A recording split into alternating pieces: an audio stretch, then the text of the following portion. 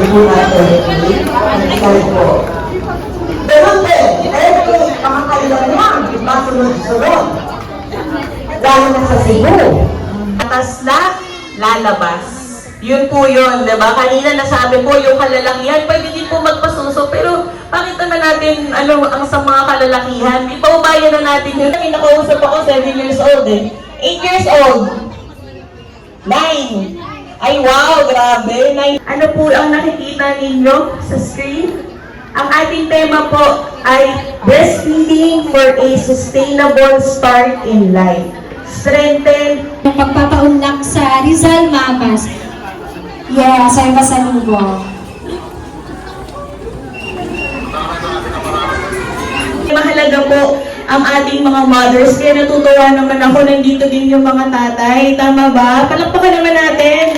Talagang supportive. Po, Miss Jelly, diba? Although napakababa po ng percentage po nun, pero dahil po sa mga mariglans, na meron din po ang mga lalaki, kaya nyo pong mag-produce ng breast milk.